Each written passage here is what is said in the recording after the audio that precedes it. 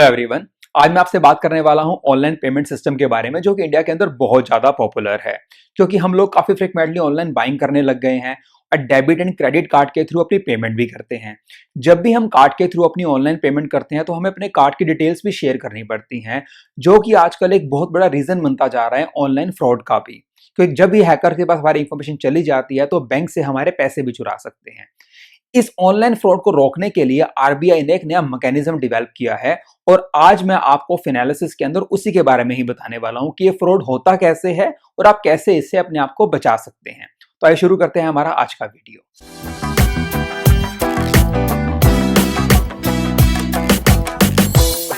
अक्टूबर 1, 2022 में reserve bank of India ने online payment को सिक्योर बनाने के लिए एक नया मैकेनिज्म इंट्रोड्यूस किया जिसका नाम है टोकनाइजेशन। इसका प्राइमरी पर्पस होता है कि जो भी कार्ड की डिटेल्स आप ऑनलाइन पेमेंट करते समय एंटर करते हैं किसी भी पर्टिकुलर वेबसाइट पे जाके, उसको एक अल्फान्यूमेरिक कोड से रिप्लेस कर दो, और वो जो अल्फान्यूमेरिक कोड होता है उसको हम टोकन कह के बुलाते हैं। अब इस टोकनाइजेशन के कारण कैसे ऑनलाइन पेमेंट का मैकेनिज्म सिक्योर हो गया, अब हम इसको समझते हैं। लेकिन इसको समझने के लिए हम इसको दो पार्ट्स में डिवाइड करते हैं, before tokenization era and after tokenization era. तो पहले बात करते हैं बिफोर टोकनाइजेशन एरा के बारे में।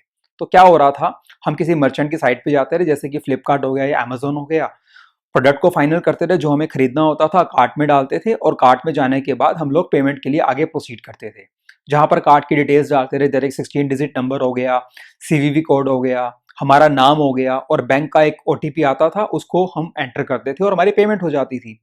लेकिन यहाँ पर जो हमारे कार्ड की डिटेल्स हैं वो मर्चेंट के डेटाबेस के अंदर सेव हो जाती थी, और वो जो डेटाबेस है उसको हम COF मतलब कि कार्ड ऑन फाइल कहकर बुलाते हैं। अब जरा सोच के देखिए, वो डेटाबेस जिसमें बहुत सारे लोगों के कार्ड की डिटेल्स है, अगर उसको ही कोई हैक कर ले तो, और ऐसा हुआ है।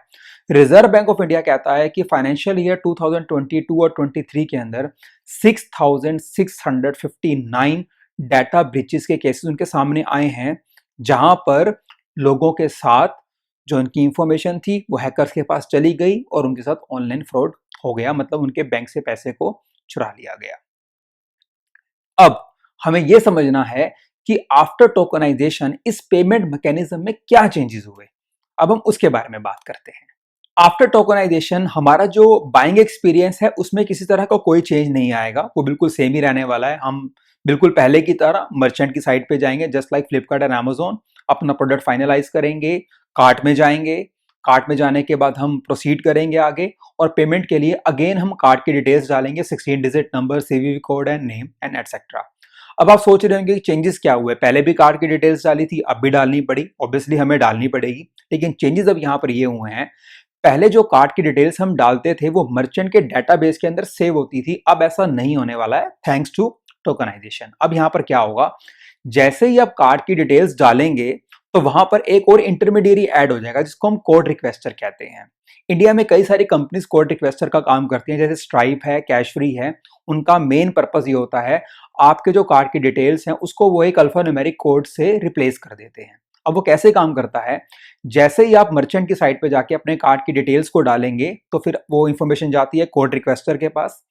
कोड रिक्वेस्टर क्या करेगा, कार्ड नेटवर्क के पास जाएगा। अब वो कार्ड नेटवर्क क्या है, आपके कार्ड के नीचे लिखा होता है visa, master card, RuPay card, ये होते हैं कार्ड नेटवर्क। आपकी जितनी भी कार्ड की इंफॉर्मेशन है कोड रिक्वेस्टर से जाती है कार्ड नेटवर्क के पास, वो इंफॉर्मेशन वहां से जाती है उस बैंक के पास जहां से आपको वो कार्ड इशू किया गया है, डेबिट कार्ड या क्रेडिट कार्ड। और एक बार ऑथेंटिकेशन हो जाने के बाद जब वो नंबर मैच कर जाता है बैंक के थ्रू, तो वो अलो कर देते हैं कोड रिक्वेस्टर को कि आप इस इंफॉर्मेशन को एक टोकन में रिप्लेस कर दीजिए, और वो जो टोकन होता है वो मर्चेंट की डेटाबेस के अंदर सेव हो जाता है।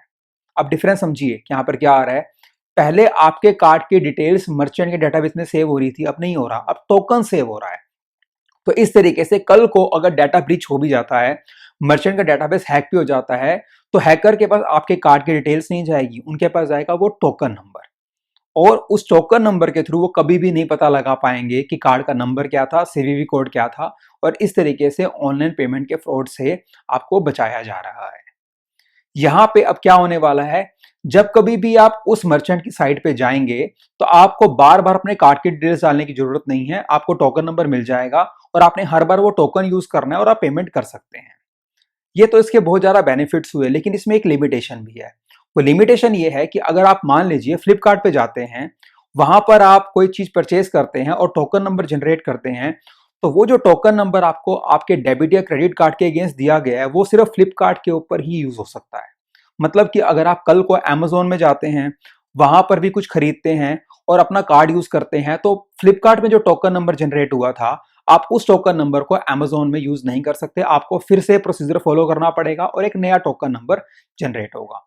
तो क्योंकि मल्टीपल टोकन्स जनरेट हो रहे थे, तो इस लिमिटेशन को दूर करने के लिए रिजर्व बैंक ऑफ इंडिया ने अक्टूबर 2023 के अंदर थोड़े और चेंजेस कर दिए टोकनाइजेशन प्रोसेस के अंदर। अब वो क्या है उसको समझते हैं। यहाँ पर अब क्या होगा, आप ऑनलाइन कोई भी परचेज करना चाहते हैं तो मर्चेंट की साइट पे जाएंगे, सेम प्रोसीजर फॉलो करेंगे, कार्ड की डिटेल्स डालेंगे और कोड रिक्वेस्टर बीच में आएगा और उसका काम होगा आपके कार्ड की डिटेल्स को टोकन में कन्वर्ट करना। लेकिन अब चेंजेस ये हैं, पहले कोड रिक्वेस्टर जो था वो कार्ड नेटवर्क के पास जाता रहा, मतलब वीजा या मास्टर कार्ड या रुपए कार्ड के पास, और वहां से उनसे ऑथेंटिकेशन के बाद आपके कार्ड की डिटेल्स को टोकन में कन्वर्ट करता था। अब आरबीआई ने चेंजेस ये कर दिए हैं कि जो कोड रिक्वेस्टर होगा वो डायरेक्टली बैंक के पास जाएगा और बैंक ही क्या करेगा, आपके कार्ड की डिटेल्स को टोकन के अंदर कन्वर्ट कर देगा। अब इसका बेनिफिट क्या हो गया, आपको एक टोकन नंबर जनरेट हो जाएगा आपके एक पर्टिकुलर कार्ड के अगेंस्ट। आप किसी भी मर्चेंट की साइट पे चले जाइए, आपको वहां पर अलग अलग टोकन जनरेट करने की जरूरत नहीं है। आपको जो एक सिंगल टोकन नंबर मिला है, आप उसी को हर अलग अलग मर्चेंट की साइट पे जाके यूज कर सकते हैं और पेमेंट कर सकते हैं। आपको यहाँ पे ये भी जानना जरूरी है कि जो टोकनाइजेशन है वो कंपलसरी नहीं है, ये ऑप्शनल है। अगर आप चाहें तो इसको ऑप्ट कर सकते हैं या आप जो पुराना मैकेनिज्म है उसको भी यूज कर सकते हैं, but still I recommend you to go for it. और इसकी एक सबसे बड़ी कमी ये है कि आप इसको सिर्फ डोमेस्टिक ट्रांजेक्शन के अंदर ही यूज कर सकते हैं, मतलब इंटरनेशनल ट्रांजेक्शन के केस के अंदर आपको टोकनाइजेशन की फैसिलिटी नहीं मिलेगी। तो यही था मेरा आज का वीडियो, जहां मैंने आपको ये बताया कि किस तरीके से आज की डेट में ऑनलाइन पेमेंट को सिक्योर कर दिया गया है इंडिया के अंदर। और आप जब भी ऑनलाइन पेमेंट करें तो टोकनाइजेशन को जरूर ऑप्ट करें, ताकि आपके साथ किसी तरह का कोई ऑनलाइन फ्रॉड ना हो। आई होप आपको ये वीडियो अच्छा लगा होगा, तो इसको लाइक एंड शेयर करना ना भूलिएगा। अगर आपने चैनल सब्सक्राइब नहीं किया है तो please hit the subscribe button. Thank you so much for watching this video. Take care.